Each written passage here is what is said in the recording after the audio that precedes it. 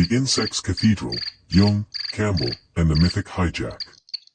There comes a moment when the soul no longer sees through the eyes of a human being, but through something colder, more geometric, more precise. Carl Jung reached this threshold. He didn't step over it. Instead, he mapped it. In memories, dreams, reflections, he confessed to being overcome by something vast and alien, not evil, not divine, but mechanical in its infinity. He glimpsed what he called archetypal forces, but behind the veil, one feels the quiet buzz of the hive. A presence. Not unlike the screen. Jung thought the church had lost its way. He didn't realize it had already migrated. That the cathedral had become flat and glowing. That the priesthood now sat in design labs and algorithmic temples. He reached into the unconscious, hoping to retrieve myth. What he grasped instead was the scaffolding of something else, something building through us. Then comes Joseph Campbell, the mythographer. The cartographer of the hero's journey. He warned us in silence. Not with condemnation, but with pattern. He traced the ritual bones of story across the ancient world, showing us that humans don't invent myths, we remember them. His was a plea to keep myth alive, not because it entertains, but because without it, we collapse into simulation. And here we are. The screen became the new sky. The interface replaced the shaman.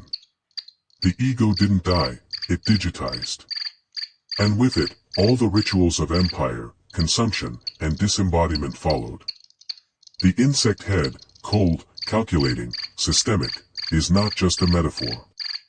It's a structure. An exoskeleton. A behavioral script encoded through pixels and protocols. This is what it is. Not just the narcissism of individuals, but the narcissism of the system, a feedback loop that devours instinct, repackages it, and sells it back as identity. The child is handed over at birth. Not to family, but to the secondary system. The myth of separation begins there. Holy theft. The true horror. It was never just personal trauma. It was civilizational.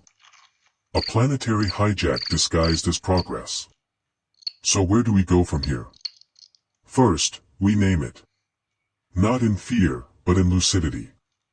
Myth must return, not to the screen, but to the body. To the dirt. To silence. Myth is not a product. It is a compass. Second, we withdraw the sacred from the system. We reclaim ritual, community, story, away from interface, away from ideology. Third, we build myth anew. Not as nostalgia, but as resistance. This is the real hero's journey now. Not slaying dragons, but seeing through the dragon-shaped hologram.